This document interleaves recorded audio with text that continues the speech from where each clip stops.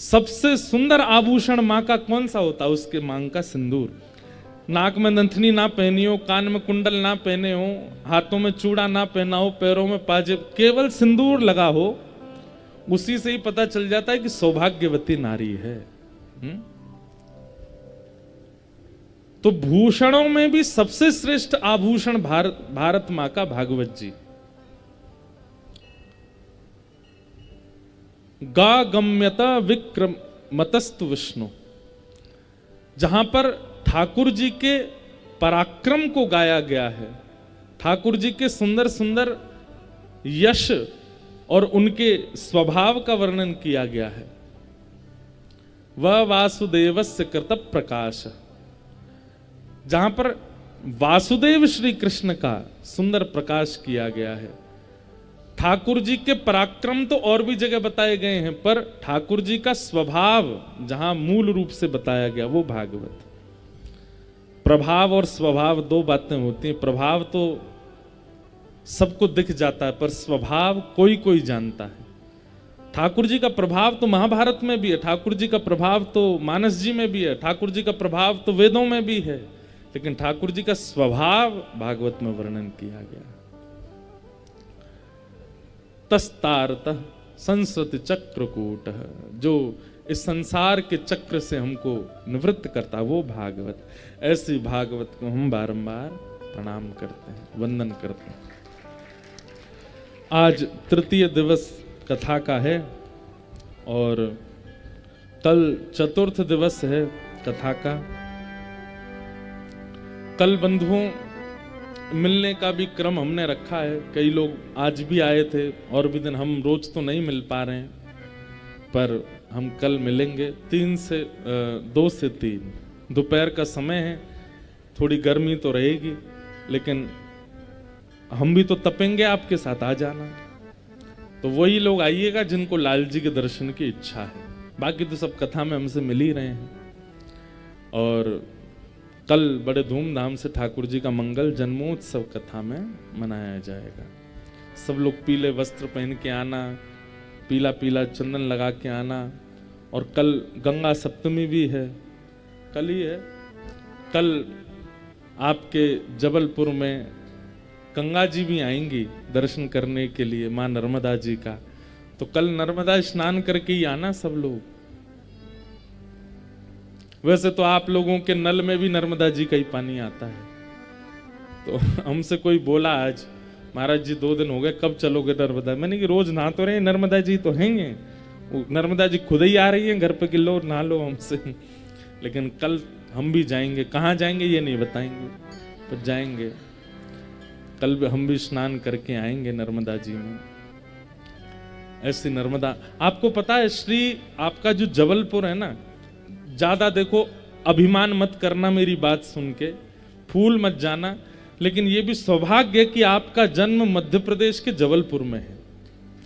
आप लोग इस रेवा खंड तो है ही अद्भुत, नर्मदा जी का तट तो कहीं भी आप जन्मे वो अद्भुत ही है, पर ये जबलपुर क्षेत्र जो है ना, इसकी महिमा हमारे ब्रज में भी है। पहले सुन तो लो फिर ताली बजाना, महिमा है क्या ये तो सुनो। कल गंगा सप्तमी, कल गंगा जी आती हैं श्री नर्मदा जी का दर्शन करने के लिए। उसके पीछे ऐसी कथा बताते हैं कि गंगा में इतने लोग स्नान करते हैं, स्नान करके अपने सब पाप धो जाते हैं। तो ऐसा भी बताते हैं, श्री गंगा मैया कहते हैं कि भाई इतने पाप हमारे ऊपर आ जाते हैं, इनको निवृत्त कौन करेगा? तब उनको देवताओं ने आज्ञा की कि आप एक काम कीजिए, आप नर्मदा जी के पास जाया करो, नर्मदा जी आपको पवित्र कर देंगे। तो वैसे तो गंगा भगवान के श्री चरणों से प्रकट हुई हैं, वे सदा पवित्र रहती हैं, पर श्री नर्मदा मैं गया नहीं हूं, पर मेरी इच्छा है कि अगर होगा कुछ संभव तो जाऊंगा।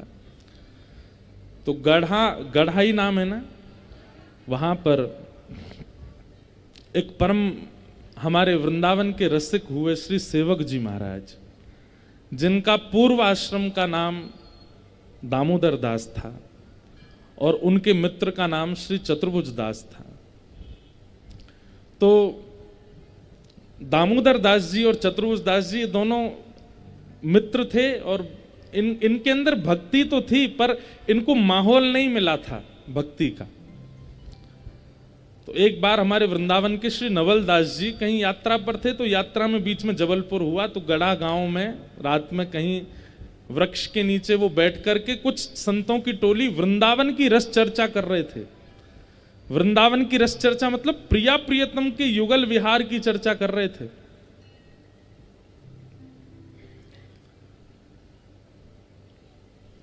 संतों को बैठा देख, सत्संग करते देख, ये दामोदर दास जी और इनके मित्र चतुर्भुज दास, ये दोनों भी जाकर के बैठ गए।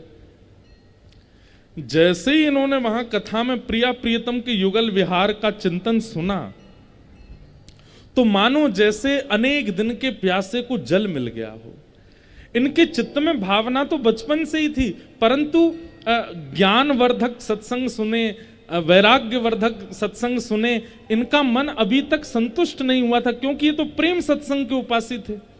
आज जब इन्होंने प्रेम सत्संग की बातें सुनी, प्रिया प्रियतम का प्रेम सुना, सहचरियों की बात सुनी। ये प्रिया प्रियतम सहचरियों की बात सब जगह कहने की नहीं होती। अगर मुझे लगेगा तो कल या परसों थोड़ा बहुत स्पर्श हम करेंगे। तो जब उन दोनों ने वो बातें सुनी तो सुनकर के नेत्र सजल हो गए और तुरंत चरणों में प्रणाम करके कहा, भगवान ये प्रेम रस जो आप सुना रहे हैं, इसके लिए तो हम तड़प रहे थे कितने दिनों से। ये आपके गुरु कौन है? ये सब भाव आपको किसने सुनाया? ये सब प्रकट कहां से हुआ है?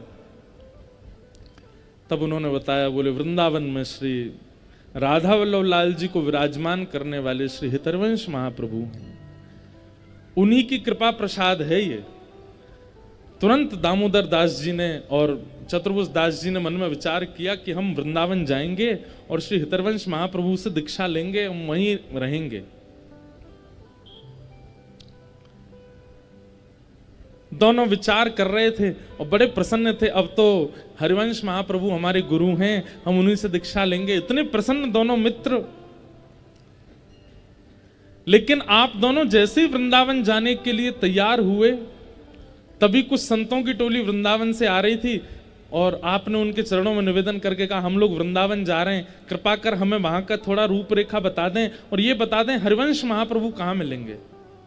तब उनमें से एक ने बताया, बोले भैया वृंदावन की रूपरेखा तो हम बता देंगे, लेकिन हरिवंश महाप्रभु उनका तो आपको दर्शन नहीं हो पाएगा। तो आपने कहा क्यों?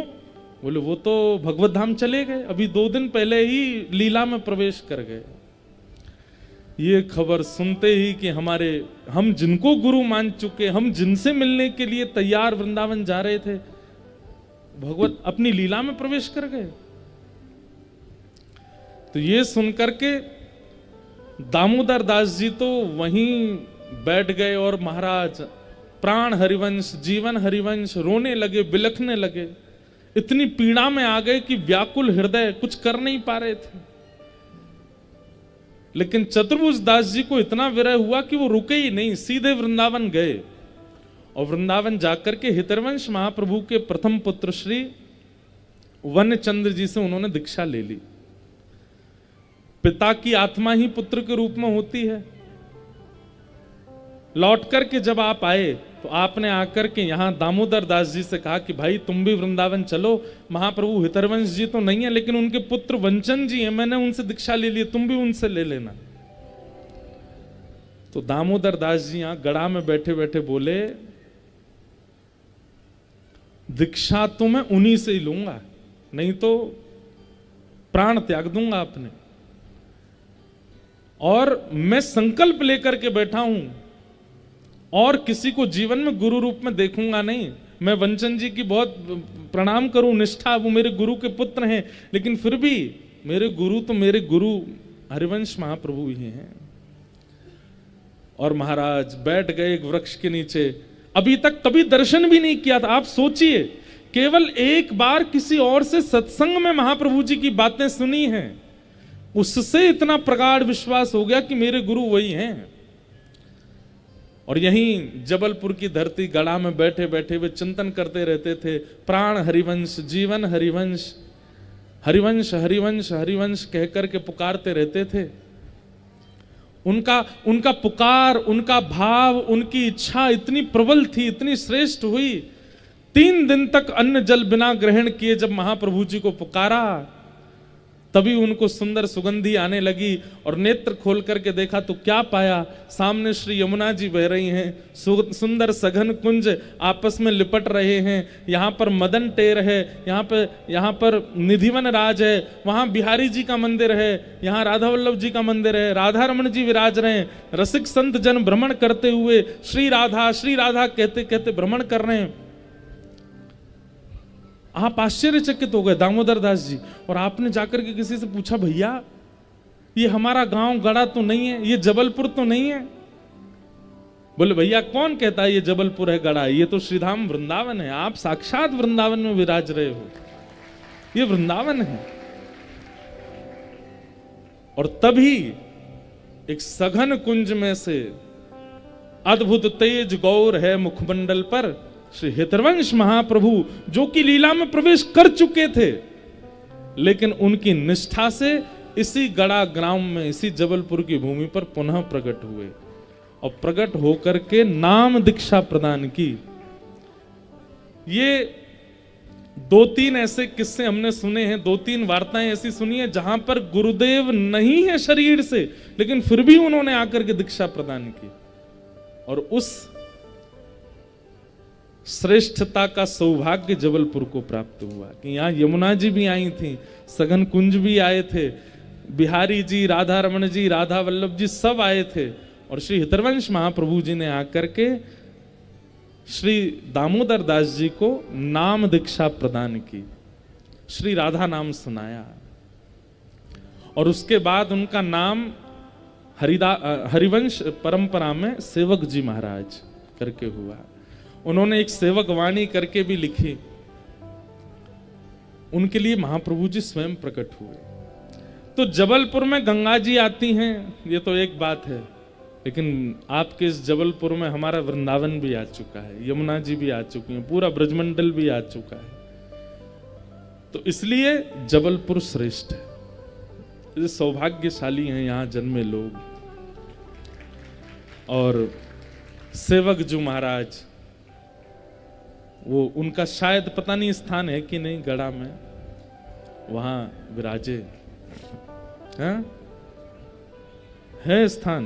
ठीक, हम चले जाएं तो अच्छी बात, नहीं जा पाए तो हमारी तरफ से आप लोग ही हुआ ना, प्रणाम करें ना। ऐसे जबलपुर के आप सब लोगों को प्रणाम है। आइए भागवत जी के क्रम में हम पुनः चलें।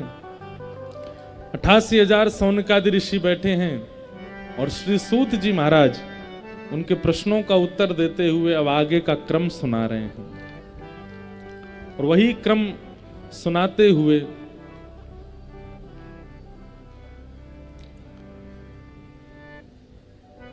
कौन गा रहे हैं?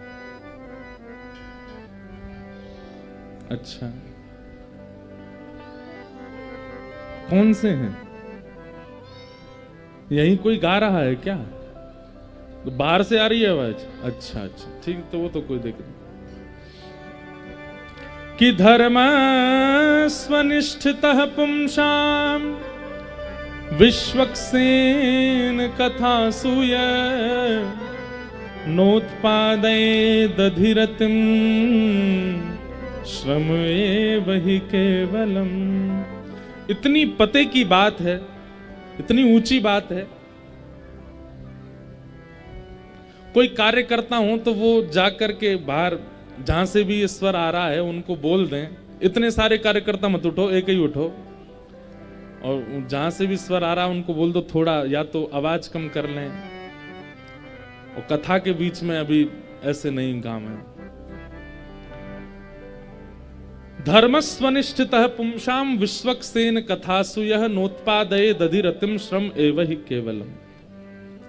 बहुत सुंदर अर्थ करते हैं हमारे ब्रज के आचार्य गण इस भाव का कि आपने कितने भी अनुष्ठान किए, आपने कितने भी यज्ञ किए,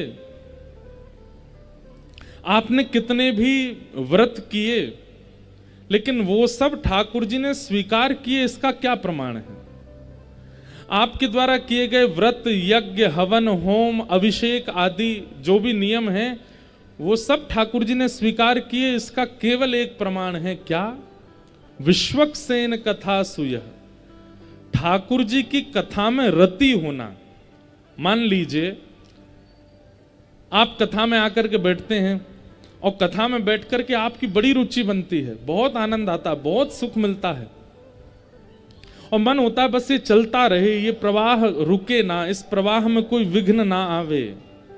तो यही मानना चाहिए कि आपके द्वारा किए गए व्रत, अनुष्ठान, नियम, परिक्रमा आदि ये सब स्वीकार हुए हैं। यदि कथा में रुचि नहीं बनती है, मतलब कई लोग ऐसे होते हैं उनको केवल मूर्ति पूजा अच्छी लगती है, मूर्ति पूजा कर लेंगे, मंदिर में परिक्रमा लगा देंगे, व्रत कर लेंगे, अनुष्ठान कर लेंगे, नियम कर लेंगे, परिक्रमा कर लेंगे, जबलपुर से और महाराज पैदल नर्मदा यात्रा पूरी परिक्रमा करके आ जाएंगे। लेकिन उनसे कहो कथा सुनो, कथा में हमको नींद आती है, कथा में हमारा जो है मन नहीं लगता, कथा में हमको आलस आता है। इस बात को बिल्कुल सत्य मानिएगा कि आप सब क्रियाओं में निपुण हो, सारे यज्ञ, अनुष्ठान, व्रत, नियम बड़ी सफलता से कर लेते हैं, लेकिन सत्संग श्रवण में आपकी रुचि नहीं बन पाती है, तो आपके द्वारा किया गया जो कुछ भी है वो ठाकुर जी स्वीकार नहीं करते। कथा में रति बहुत आवश्यक है, कथा में रुचि बहुत आवश्यक है। बिनु सत्संग विवेक न होई, राम कृपा बिन सुलभ न सोई। आप कहेंगे कथा में रुचि बनाने का कोई उपाय बताइए।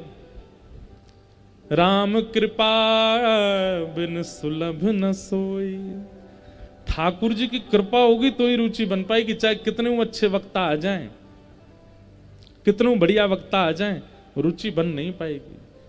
अगर रुचि बन रही है, अगर कथा में आनंद आ रहा है, कथा में मन लगता है, तो आप सबको प्रसन्न होना चाहिए कि हम पर ठाकुर जी कृपा है, हमको रुचि आती है। 7, 7:30 बजे जैसे कथा विश्राम होने लगती है तो आपका मन ये होता है अब कब पुनः 3 बजेंगे, फिर से 4 बजे महाराज जी आएंगे, फिर कथा शुरू होगी। वो कथा के प्रति इतनी रुचि होना, या फिर कथा विश्राम हो जाती है, आप तुरंत फोन में कुछ सत्संग लगाते हैं, कोई प्रवचन सुनने लगते हैं, किसी महापुरुष की वाणी सुनने लगते हैं, बिना सुने रहा ना जाता हो।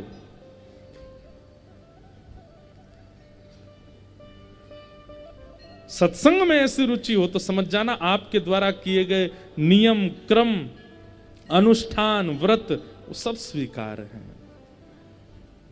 अच्छा, आपको एक बात बताएं, कभी अनुभव कीजिएगा। बहुत व्रत करने वाला व्यक्ति, 30 दिन के महीना में 15 दिन व्रती करने वाला व्यक्ति, वो व्रत में निपुण होगा। पैदल परिक्रमाएं करने वाला, कभी गिरिराज जी की करता है, कभी कामदगिरी की करता है, कभी नर्मदा जी की करता है, कभी वृंदावन की करता है, जहां देखो परिक्रमा में लग जाता है, वो परिक्रमा में ही निपुण होगा। अनुष्ठानिक व्यक्ति अनुष्ठानों में ही निपुण होगा, लेकिन कथा का श्रोता व्यक्ति वो सब में निपुण होगा। वो व्रत भी कर लेगा, वो परिक्रमा भी कर लेगा, वो अनुष्ठान भी कर लेगा, वो नियम भी कर लेगा, वो तीर्थ भी हो आएगा, वो धाम भी हो आएगा, वो प्रसादी भी पवा देगा, वो दक्षिणा भी बांट देगा, संतों की सेवा भी, सब में निपुण हो जाता है कथा सुनने वाला व्यक्ति। इसलिए कथा में रुचि होना बहुत आवश्यक है। सूत जी महाराज कह रहे हैं, हे सौनकादि ऋषियों, आप सब यज्ञ कर रहे थे, लेकिन आपकी जो रुचि कथा के प्रति मैं देख रहा हूं ना, इससे मैं ये बात कहना चाहता हूं कि आपके द्वारा किया गया यज्ञ, नियम, व्रत, अनुष्ठान सब ठाकुर जी ने स्वीकार कर लिया है, क्योंकि आपकी कथा में रुचि बन रही है। धर्मस्य यापवर्गस्य नार्थोऽर्थायोपकल्पते, नार्थस्य धर्मैकान्तस्य कामो लाभाय स्मृत। बहुत अच्छा भाव है इसका। धर्मस्य याप वर्गस्य, हमारा धर्म जो है वो अपवर्ग है, पवर्ग नहीं है। कभी कभी कथा में मैं बताया करता हूं, हिंदी वर्णमाला के शब्द होते हैं चवर्ग, तवर्ग, टवर्ग, कवर्ग, पवर्ग। पवर्ग शब्द कौन से होते हैं? प, फ, ब, भ, म। प, फ, ब, भ, म ये पवर्ग शब्द हैं। क, ख, ग, घ ये कवर्ग शब्द हैं। च, छ, ज, झ, ञ ये चवर्ग शब्द हैं। ट, ठ, ड, ढ, ण ये टवर्ग शब्द हैं। त, थ, द, ध, न ये तवर्ग शब्द हैं। ऐसी प, फ, ब, भ, म पवर्ग। तो हमारा धर्म क्या है? अपवर्गस्य, पवर्ग नहीं है। सब लोग सावधानी से सुनना। प, फ, ब, भ, म पाप, प से, फ से फल, ब से बंधन, भ से भय और म से मृत्यु। इन पंच स्थितियों में किया गया धर्म श्रेष्ठ नहीं माना जाता। जैसे सबसे पहला शब्द है प। प यानी कि पाप हो जाने के बाद, हमसे कोई पाप बन गया, हमसे कोई पाप हो गया, अब पाप हो जाने के बाद हम लोग धर्म करने, इधर देखो यहां देखो, वो बरस नहीं रहे हैं, वो पहले का ही नीचे आ रहा है। नर्मदा जी आ रही हैं, सुनते रहो।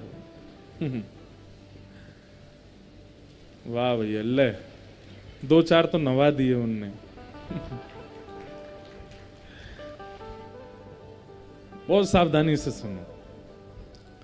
पा से पाप, तो पाप हो जाने के बाद कई लोगों को ग्लानि होती है कि हमने पाप कर दिया, हमने मांसाहार बहुत किया, या हमने मदिरा पान किया, या हमने परस्त्री संग किया, पर पुरुष संग किया, इनका साथ अनित किया, इनके साथ बुरा किया।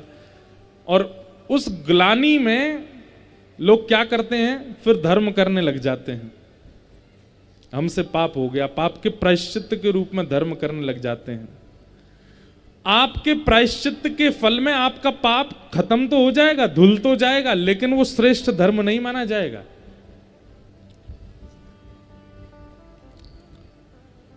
पाप के बाद किया गया धर्म। अब कई लोग इससे निराश हो सकते हैं कि महाराज जी, अब तो हम बचपन में तो हमने कर दिया कुछ ऐसा, पहले तो हमने कर दिया, अब हम सुधर गए तो क्या अब स्वीकार? नहीं, जब तक प्रायश्चित बोध से आप धर्म कर रहे हो तब तक आपको वो श्रेष्ठ धर्म नहीं माना जाएगा। मतलब हमारा वो पाप निकल जाए, हमारा वो पाप धुल जाए, आज के बाद हम कभी मांस भक्षण नहीं करेंगे, आज के बाद कभी मदिरा पान नहीं करेंगे, उसका प्रायश्चित हो जाए। तो जब तक प्रायश्चित नहीं हो रहा है तब तक किया गया धर्म वो श्रेष्ठ नहीं माना जाएगा। वो क्योंकि उस धर्म से आप अपने पाप निवृत्त कर रहे हो ना, इसलिए वो श्रेष्ठ नहीं है। जब प्रायश्चित पूरा हो जाएगा उसके बाद जब आप पुनः ना करूंगा जो मैंने पहले किया, ये संकल्प लेकर के धर्म करोगे, तब वो कल्याणकारी होगा। पाप, फल,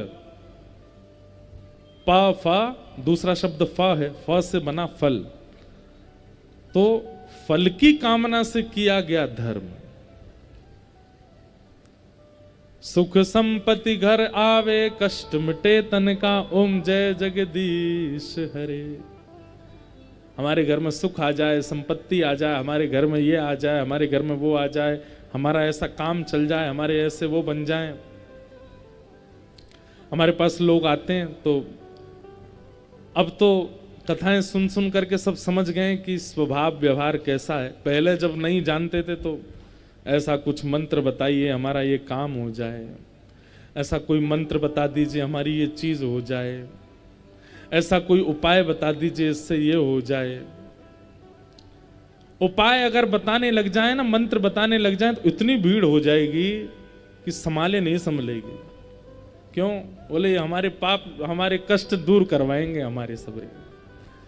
लेकिन भागवत जी कहती हैं हमारा धर्म अपवर्ग है। फल की कामना से किया गया धर्म वो श्रेष्ठ नहीं है, उसको श्रेष्ठ नहीं माना जाता, क्योंकि आपने फल की कामना रखी है। अनुष्ठान होता है तो ब्राह्मण देवता कहते हैं कि संकल्प लीजिए, क्या कामना है मन में विचार कर लीजिए या बोल दीजिए। उस समय यदि आपके मन में कामना उत्पन्न हो जाती है कि हे जगदम्बा मैया, हे हनुमान जी महाराज, हे त्रिपुर सुंदरी मैया, हे हनुमान जी पवई धाम हनुमान जी, हमारा ये कार्य सिद्ध कर दो, फल की कामना से जब अनुष्ठान होता है तो वो धर्म तो है पर श्रेष्ठ धर्म नहीं है। ठाकुर जी प्रसन्न नहीं होते उससे। पाप फल, फल की कामना से नहीं। इसीलिए गीता में भगवान कहते हैं कर्म फल त्याग, तुम बस कर्म करो, फल का त्याग करो, फल मेरे ऊपर छोड़ो।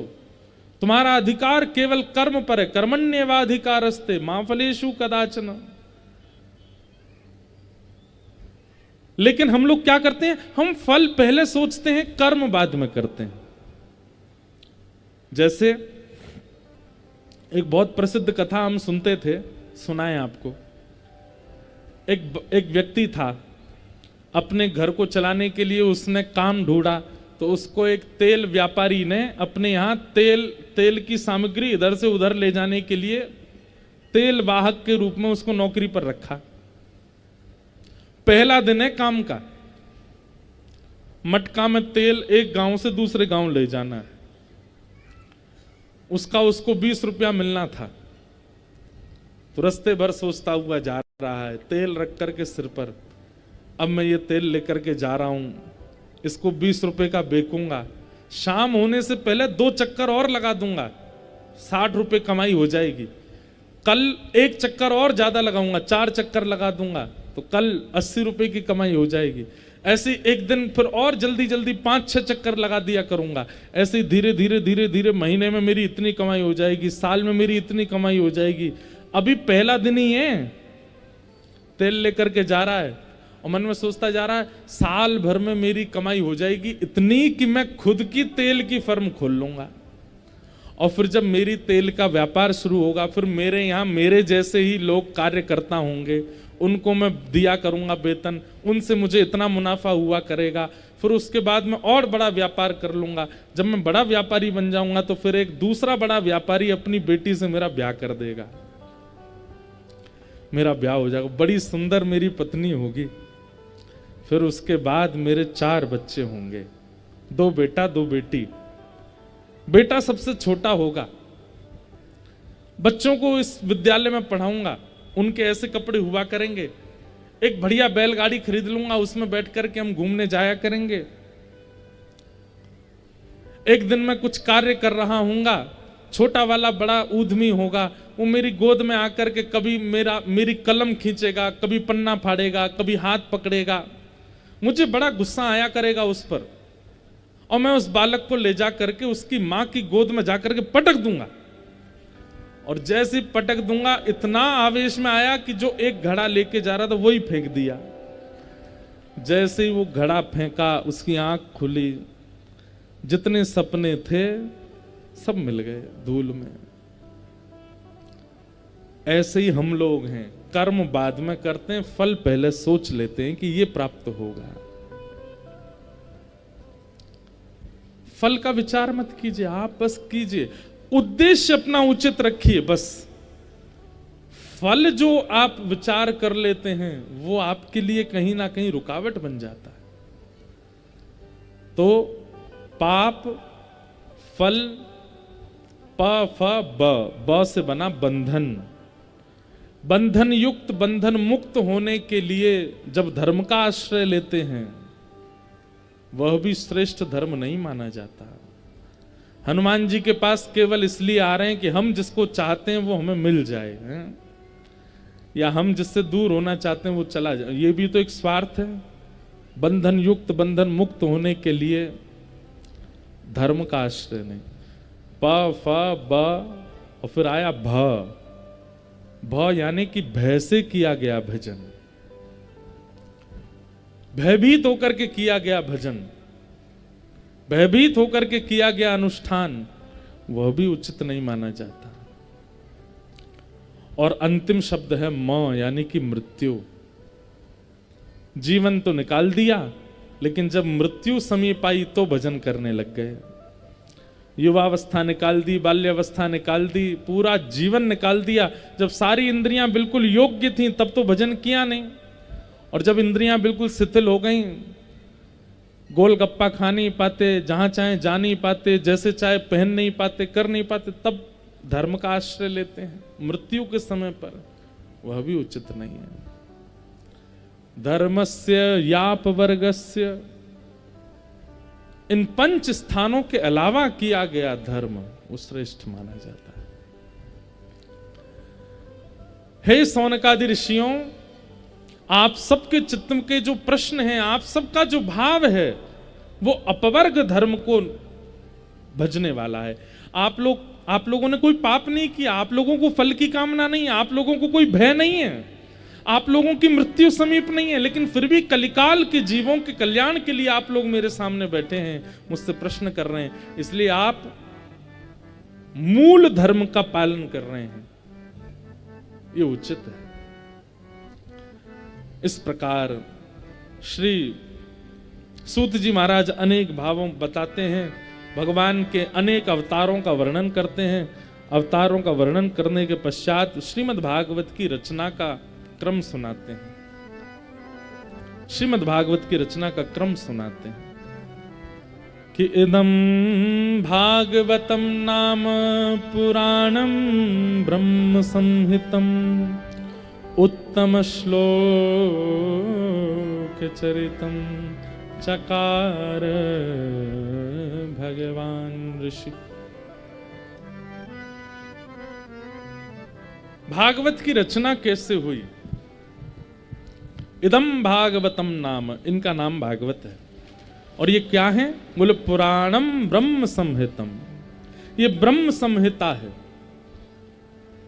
पुराणों में भी अतिश्रेष्ठ है, इसीलिए महापुराण है।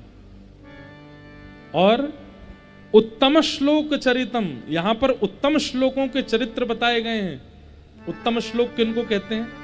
जो प्रातः वंद्य होते हैं, जिनका स्मरण करने से हमारे पाप नष्ट होते हैं, उनको उत्तम श्लोक कहा जाता है। एक बात याद करिएगा, भागवत में जितने चरित्र सुनाए जाते हैं, उन भक्तों का केवल आप नाम मात्र बोल देते हो ना, ध्रुव जी, प्रहलाद जी, अम्बरीश जी, रघुगण राजा, भरत जी आदि आदि, जो भी भागवत में नाम अंकित हैं, उन भक्तों का केवल आप स्मरण मात्र कर लेते हैं तो उनसे पाप नष्ट हो जाते हैं, इसलिए उनको उत्तम श्लोक कहा जाता है। ऐसे उत्तम श्लोकों का चरित्र जहां पर कहा गया है, और भगवान ऋषि चकार, जहां पर भगवान ऋषि वेदव्यास जी ने जिसका निर्माण किया है, ऐसी भागवत को हम प्रणाम करते हैं। प्रश्न हुआ कि महाराज, जब वेदों का निर्माण हो गया था तो फिर भागवत जी की रचना की आवश्यकता क्यों पड़ी? तब कथा सुनाते हैं कि वेदव्यास जी महाराज ने पहले एकमेकम चतुर्विधम, पहले वेदः प्रणव एवाग्रे, एक ही वेद था प्रणव, प्रणव यानी कि ओमकार। एक वेद को 4 वेदों में परिवर्तित किया, ऋग्वेद, यजुर्वेद, सामवेद, अथर्ववेद। लेकिन तब भी वेदव्यास जी महाराज को लगा कि शायद इससे मानव कल्याण नहीं हो पाएगा, तो उन्होंने इतिहास के रूप में महापुराण का निर्माण किया, इतिहास के रूप में महाभारत का निर्माण किया। 17 महापुराण, 18 उपपुराण लिखे, लेकिन तब भी मन एकाग्र नहीं हुआ। एकाग्र नहीं मतलब संतुष्टि नहीं हो रही है अपनी क्रिया से। जैसे मां घर में भोजन बनाती है तो सबसे पहले किसको चखाती है? अगर पति है तो पति को चखाती है, और बेटा होगा ना तो बेटा या बेटी को बोले, ए धरा ये चख के बता कैसा बना। मां भोजन तभी चखाती है जब उसने बहुत अच्छे से बनाया हो, लेकिन जब उसने ऐसे ही बना दिया होता है ना तो सीधे थाली में ही परोस के दे देती है। ये मां का स्वभाव होता है, वो चखाएगी तभी जब बहुत अच्छा बनाती है, और जब ऐसे ही बेमन से बनाया है ना, कहीं और मन है, तब पूछती नहीं है, वो सीधा थाली लगा के सामने धर देती है।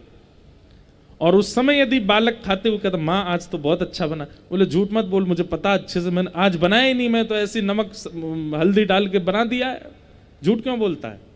मतलब निर्माणकर्ता को पता होता है कि मैंने जो किया है वो कैसा है। बच्चे जब एग्जाम दे के आते हैं ना एग्जाम हॉल से बाहर, इधर देखो, सब लोग ध्यान से कथा सुनो। का है वो भैया? कौन है? अच्छा, पानी बट रहा है। वाह, बहुत अच्छे हो महाराज आप तो व्यास जी बेचारे प्यासे बैठे हैं, श्रोता पानी भी पी रहे हैं। हमने सोचा मैंने क्या हो गया पता नहीं। कोई नहीं, अच्छा आप लोग प्यास बुझाओ अपने। क्या बता रहा था मैं? हाँ, एग्जाम हॉल जब बच्चे बाहर आते हैं ना एग्जाम देके, तब उनसे पूछा कीजिए कैसा। जिस बच्चे ने बहुत अच्छा किया होगा ना, वो इतने कॉन्फिडेंस के साथ बोलता है मैंने किया है और मैं हासिल करूंगा, वो कर भी लेता है। और जिनका अच्छे से नहीं हुआ होता, उनका कैसा था? बढ़िया था, सब ठीक है, हाँ, हो गया, कर दिया। संतुष्टि के शब्द अलग होते हैं। संतुष्ट व्यक्ति जब होता है ना, तो उसकी शब्दावली अलग होती है, उसकी मुख की तेज अलग होता है, उसके नेत्रों की चमक अलग होती है, उसकी वाणी का जो स्वर है वो भी अद्भुत होता है। संतुष्टि अलग होती है। और केवल क्रिया कर दी गई है, संतुष्ट नहीं है, उसकी भाषा, उसका स्वर, उसका शब्द अलग होता है। वेदव्यास जी महाराज ने इतना सब कुछ लिख दिया, लेकिन मन में संतोष नहीं था। मतलब अपनी रचना से वो स्वयं प्रसन्न नहीं हो पा रहे थे। अब ये भी कह दूं कि प्रसन्न थे पर संतुष्ट नहीं थे। लगता था कहीं कुछ छूटा है, कहीं कुछ रह गया है। और तभी वहां नारद जी महाराज का आगमन हुआ।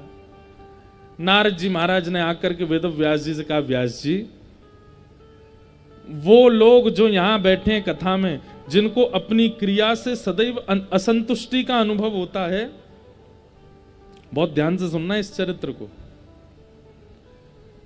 नारद जी महाराज आए, आकर के बोले, कहिए व्यास जी कैसे हो आप? मुखमंडल पर आपके थोड़ा ऐसा लग रहा है कि कहीं ना कहीं असंतोष है। व्यास जी महाराज बोले, नारद जी, मैंने इतने ग्रंथ लिख दिए, मैंने अपने जीवन की सारी पूंजी, सारा ज्ञान शब्दों में पिरो दिया मानव कल्याण के लिए, पर पता नहीं क्यों मुझे संतुष्टि का अनुभव नहीं होता। मुझे ऐसा लगता है कहीं कुछ अपूर्ण है, कहीं कुछ रह गया है, कुछ छूट रहा है। तब नारद जी महाराज मंद मंद मुस्काते हुए कहते हैं, हम बताएं क्या छूट रहा है? बोले, क्या छूटा है?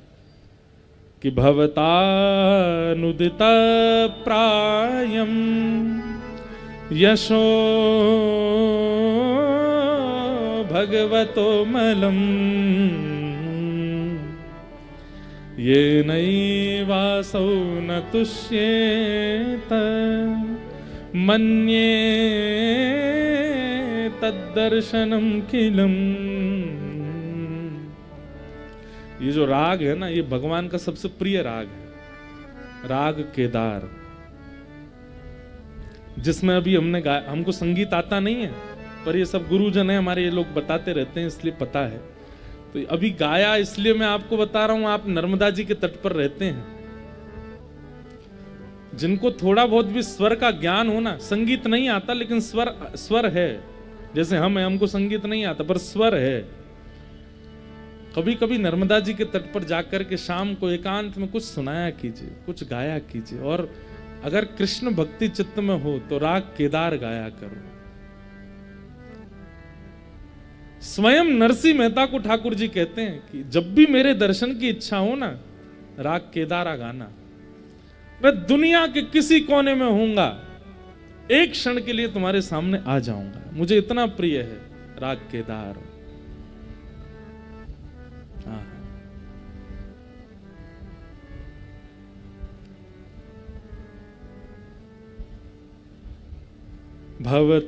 भवतानुदित प्रायम यशो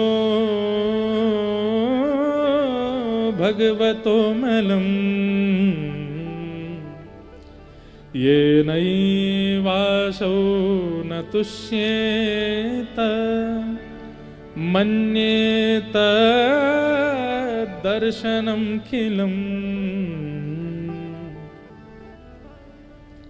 नारद जी कहते हैं, व्यास जी आपने जितनी भी रचनाएं की हैं, उन सब रचनाओं में आपने ठाकुर जी का पराक्रम बताया, ठाकुर जी का पौरुष बताया, ठाकुर जी की श्रेष्ठताओं का वर्णन किया है, ठाकुर जी का प्रभाव दिखाया है। लेकिन वही सुदर्शन चक्रधारी वंशी धारण करते हैं, जिनकी भ्रगुटी टेढ़ी होने पर भूचाल आ जाता है, वो छचिया भरी छाछ पे नाच नचायो, जिनके एक पैर उठाने से तीनों लोक नप जाते हैं, वो यशोदा की दहली नहीं लांग पा रहे हैं। ये सब उनका प्रेम स्वरूप, उनका स्वभाव आपने कहीं नहीं लिखा है। उस परमात्मा का केवल आपने प्रभाव वर्णन किया है, उनका पौरुष वर्णन किया है, उनका ऐश्वर्य वर्णन किया है, उनके प्रेम भाव का आपने वर्णन नहीं किया, इसलिए आपका मन अशांत है। आपके द्वारा की गई रचनाओं से श्रद्धा हो जाएगी, आपके द्वारा की गई रचनाओं से पढ़ करके सुन करके जीवात्मा के चित्त में आस्था हो जाएगी ठाकुर जी के प्रति, लेकिन प्रेम नहीं हो पाएगा। आपने भगवान के यश का वर्णन किया है, पर उनका निर्मल यश नहीं गाया है। जैसे किसी कन्या का ब्याह हो और घर के सब लोग उसके लिए लड़का ढूंढे, तो कोई एक व्यक्ति किसी लड़के की पहचान लेकर के आवे और लड़की भीतर बैठ करके सुन रही है और बाहर सब परिवार के लोग बैठे हैं, और वो बिचौलिया जो लड़का देख के आया वो क्या बता रहा है, उसके पास ऐसी गाड़ी है, उनके घर में 8 कमरे हैं, हर कमरे में एसी लगा हुआ है, पिताजी जो हैं उनकी इतनी फैक्ट्री हैं, लड़का अभी अमेरिका से पढ़ करके आया है, रंग गोरा है, खूब लंबा चौड़ा है और खूब धनवान है, संपत्तिवान है, सब कुछ है। इतने में माँ भीतर आती है, बेटी से पूछती है, तूने सुना ना, सब कुछ अच्छा है ना? बेटी क्या कहेगी, ये सब प्रभाव बताया, उसका स्वभाव तो नहीं बताया ना। वो वैसे कैसा है, मतलब उसका स्वभाव कैसा है, प्रभाव से मुझे क्या करना है, इतनी गाड़ी, इतने बंगले, इतना ये सब, इससे मुझे क्या करना है। वो निज जीवन में वो उसके विचार कैसे हैं, उसका व्यवहार कैसा, उसका खान पान कैसा है, उसकी बोली चाली कैसी है, वो सोचता क्या है, वो तो नहीं बता रहे ना, ये मुझे वो जानना है।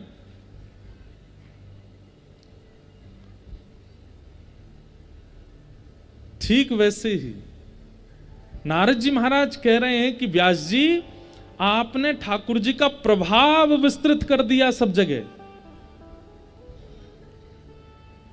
सहस्त्र शीर्षा पुरुषः सहस्त्राक्षः सहस्त्रपाद, उनके 1000 सिर हैं, 1000 आंखें, 1000 पैर हैं, 1000 हाथ हैं, वो ऐसे चलते हैं, वो ये करते हैं। खम्बायु अग्निम सलिलम महिम च ज्योतिम से सद्वानि दृशो द्रुमादीन सरित समुद्राम से हरे शरीरम यत्किंच भूतम प्रणमेत अनन्यम। सब भगवान का शरीर है। ये पृथ्वी भगवान का गुल्फ है। गुल्फ जानते हैं, पैर में जो ये इधर एक फूला हुआ सा होता है ना, इसको गुल्फो कहते हैं। ये पृथ्वी है, उधर में ये ब्रह्मांड है, मुख में ये ब्रह्मांड है, आंखें घूमती हैं तो ऐसा होता है, कान ऐसे हैं, केश ऐसे हैं। आपने सब जगह उनका प्रभाव बता दिया है, पर वही प्रभावशाली का स्वभाव कैसा है वो आपने नहीं बताया। यशोदा मैया जब यमुना जल भरने के लिए जाती हैं तो यशोदा मैया की सिर की ओढ़नी वो जब पीछे छूट जाती है ना, उसको श्री कृष्ण पकड़ लेते हैं और मैया से कहते हैं, मैया मैं हूं जाऊंगा तेरे संग। मैया बोली, लाला तू खो जाएगा, मैं तो 2 हाथन से मटकी पकड़ूंगी, तो कौन संभालेगा? तो ठाकुर जी कहे, मैं ओढ़नी पकड़ के चलूंगा।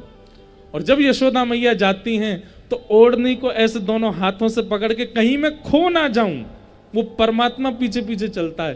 तब आकाश में देवता कहते हैं, जय हो यशोदा मैया, पूरे ब्रह्मांड का निर्माण करने वाला खुद डर रहा है कि मैं खो ना जाऊं और आपकी ओढ़नी पकड़ के चल रहा है। और उसी समय गोपियां अपने अपने घर की खिड़कियों में बैठ जाती हैं, हाथ में मक्खन लेकर के, और सबको पता है कन्हैया जा रहा होगा, तो यशोदा मैया तो नीचे देखते हुए चलती हैं, इतने में वो गोपियां खिड़की से अपने हाथ में मक्खन रख के ऐसे बाहर कर देती हैं, और जैसे ही दूर से कन्हैया मक्खन देखते हैं, मक्खन देख करके ठाकुर जी के मुंह में पानी आ जाए, यशोदा मैया की ओढ़नी छोड़ देते हैं, भूल गए, और वह मक्खन के पास चले जावे, गोपी के लाला भीतर आजा, चुपचाप मक्खन खवाऊंगी। ठाकुर जी जैसे गोपी के घर में प्रवेश करते हैं, गोपी भीतर से किवाड़ लगा करके बंद कर देती है, और खिड़की बंद करके ठाकुर जी को पकड़ लेती है। बोले अब आ गए हो मेरी पकड़ में। ठाकुर जी कहते हैं मैया मैया, गोपी बोली चुप, मैया मैया चिल्ला रहो, खड़ो हो जा मेरे सामने, बता मक्खन खाएगो? बोले हाँ खाऊंगो। बोले अच्छा, पहले बंदर की तरह करके दिखा, बंदर कैसे करे। सो ठाकुर जी बंदर की तरह चलने लग जाते हैं। कृतमनु कृतवत्य उन्मदांध प्रकृति मगन किल यस्य गोपवध्व, भीष्म पितामह कहते हैं भागवत में। ठाकुर जी क्या करते हैं, गोपी जैसा कहती हैं वैसा आकृति और कृत्य करने लग जाते हैं। कोई गोपी कहती है अच्छा लाला सुन यहाँ पे आ, पांव में घुंघरू बांध देती हैं, अब नाच। ठाकुर जी कहें जे तो सही ना है गोपी। बोले रुक जा, मक्खन खाएगो? बोले हाँ खाऊंगा। बोले नाच के दिखा। ठाकुर जी ठुमुक ठुमुक के नृत्य करने लगते हैं। देवता आकाश में सिर पकड़ के बैठते हैं, हम ब्रज के ब्रजवासी क्यों नहीं हुए। ये जरा सा अपना माथा खुजाते हैं तो हमको चिंता हो जाती है क्या होगा, और ये ब्रजवासियों के इतने अधीन है कि वो इनको बांध करके मक्खन के लोभ में नचा रहे हैं, बंदर बना रहे हैं, कुछ भी करा रहे हैं। तभी तो रसखान लिखते हैं ताही अहीर की छोहरिया छछिया भरी छाछ पे नाच नचावे। छाछ के लिए परब्रह्म नृत्य करने लग जाता है। व्यास जी आपने कहीं लिखा अपने ग्रंथों में ये बात? नहीं। आपने भगवान के स्वभाव का वर्णन नहीं किया और भगवान के भक्तों के स्वभाव का वर्णन नहीं किया, इसलिए अभी तक आपका मन अशांत है। यदि आप चाहते हैं कि आपको संतुष्टि का अनुभव हो तो ठाकुर जी के सुंदर स्वभाव का वर्णन करो, क्योंकि न यद्वचश्चित्र पदम हरेर्यशो जगत पवित्रम प्रगणित कचित् तद्वायशं तीर्थमुशन्ति मानसा न यत्र हंसा निरमत्युशिक्षया।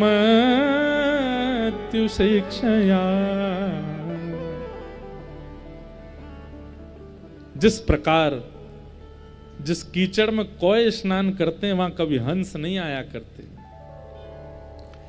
जगत पवित्र, जगत उद्धारण करने वाले ये भक्त चरित्र और भगवान के यश का चरित्र निर्मल जल है, जिसमें हंस कोटि के वैष्णव ही आते हैं।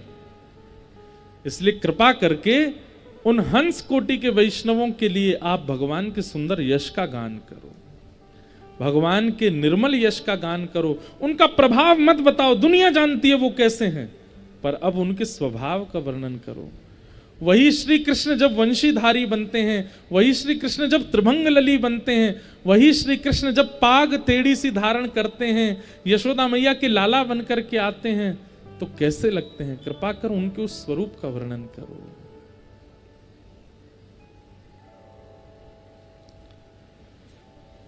अपने भक्तों की पुकार सुनकर के वो कृष्ण कैसे दौड़े चले आते हैं, कृपा कर उसका वर्णन करो। तब आपके चित्त को शांति प्राप्त होगी, तब आपके चित्त को संतुष्टि होगी। चतुर्विध पुरुषार्थ हैं, धर्म अर्थ काम और मोक्ष।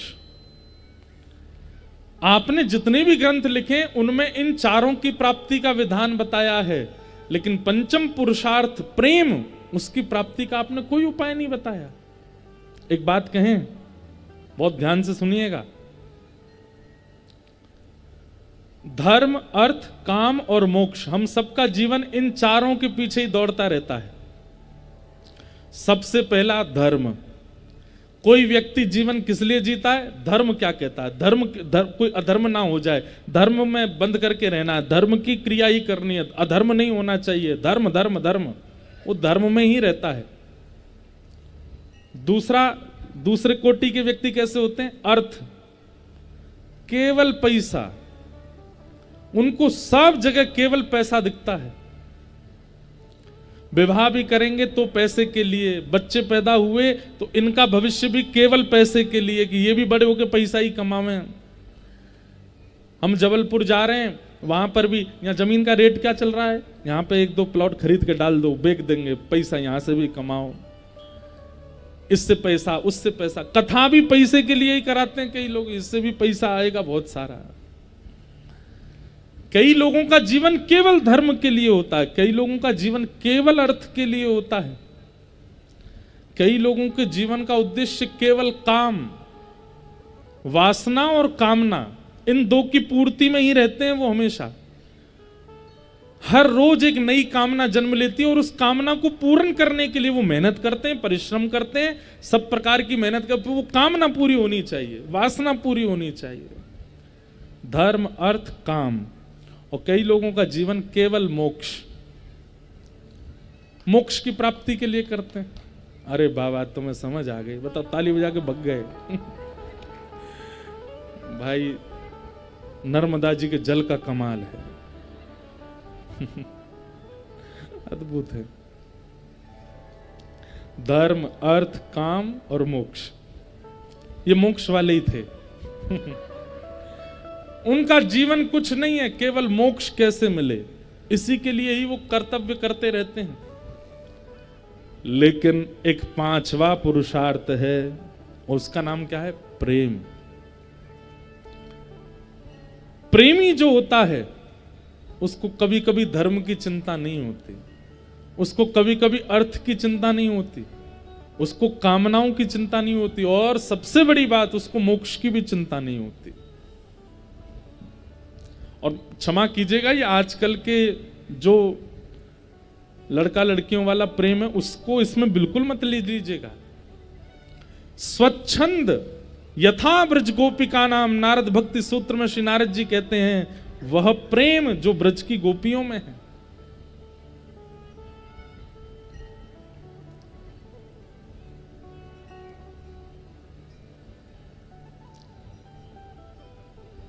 जिन गोपाल, बहुत सुंदर पद है। ब्रज की गोपियां कैसी हैं? जिन गोपाल कियो वश अपने, जिन गोपाल कियो वश अपने, जिन गोपाल कियो वश अपने, जिन गोपाल कियो वश अपने, जिन गोपाल कियो वश अपने, जिन गोपाल कियो वश अपने, उर्धर प्रेम भुजा, उर्धर प्रेम भुजा, हे उर्धर प्रेम भुजा, उर्धर प्रेम भुजा, गोपी प्रेम की ध्वजा, गोपी प्रेम की ध्वजा, हाँ गोपी प्रेम की ध्वजा, गोपी प्रेम की। प्रेम किनका है? ब्रज की गोपियों का। जिन गोपाल कियो वश अपने, उर्धर श्याम भुजा, या दोहने बहनने मथनोपलेप प्रेंखें खनार भरुदितो क्षणमार्जनादो। श्रीमद् भागवत जी में कितना सुंदर वर्णन करते हैं। या दोहने, गैया का दूध काढ़ती काढ़ती भी कृष्ण स्मरण करती हैं, अपने घर में गोबर का चौका लगाते समय भी कृष्ण स्मरण करती हैं, अपने बच्चों को दूध पिलाते समय, पति की सेवा करते समय, सब क्रियाओं में कृष्ण मन कृष्ण धन कृष्ण ही हमारो मन, आठों याम ऊधो हमें कृष्ण ही सो काम है। जो कृष्ण चिंतन के अलावा और कुछ विचार ही नहीं करती हैं वो गोपियां, ये है प्रेम। और एक तो होता है संसारी प्रेम की प्रशंसा संसारी लोग करते हैं, पर ऐसा प्रेम जिसकी प्रशंसा कौन कर रहा है? सुक मुनि व्यास प्रशंसा की, सुक मुनि व्यास प्रशंसा की, सुक मुनि व्यास प्रशंसा की, सुक मुनि व्यास प्रशंसा की, ऊधो संत सराहे, ऊधो संत सराहे,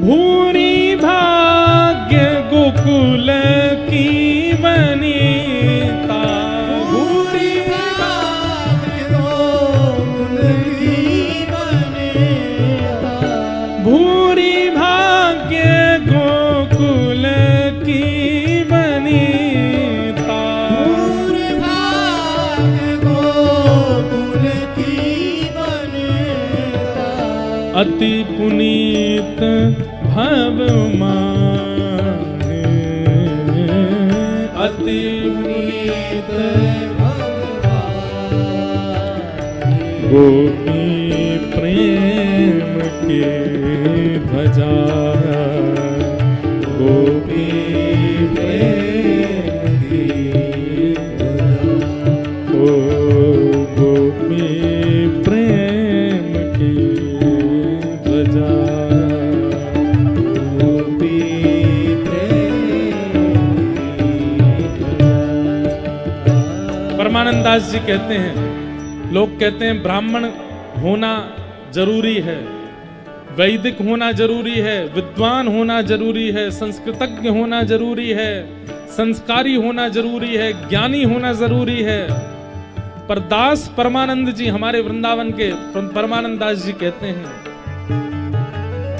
कहा भयो जो विप्रकुल जन्मो, कहा भयो जो विप्रकुल जन्मो, कहा भयो जो विप्रकुल जन्मो, कहा भयो जो विप्रकुल जन्मो, और सोहरी सेवा नाहि, सोहरी सेवा नाहि। अरे ब्राह्मण कुल में तो जन्मा है, वैदिक तो है, शास्त्री तो है, ज्ञानी तो है, कुलीन तो है, त्रिकाल संध्या तो करता है, जनेऊ तो धारण करता है, पर हरि सेवा और हरि प्रेम उसके चित्त में नहीं है। क्या फायदा फिर विप्र कुल में आने का? हमारे ब्रज के रसिक संत कहते हैं, सो कुल धन्य दास परमानंद, सो कुल धन्य दास परमानंद, सो कुल धन्य दास परमानंद, सो कुल धन्य दास परमानंद, जो हरि सन्मुख आवे, जो हरि सन्मुख आवे,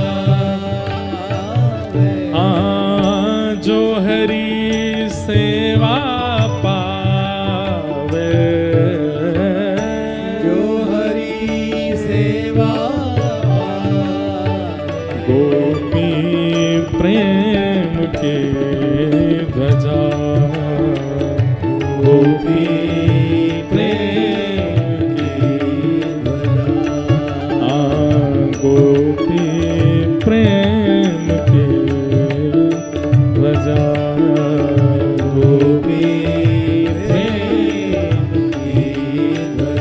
जिन गोपाल कियो वश अपने, गोपाल कियो वश अपने, उर्धर श्याम भुजा,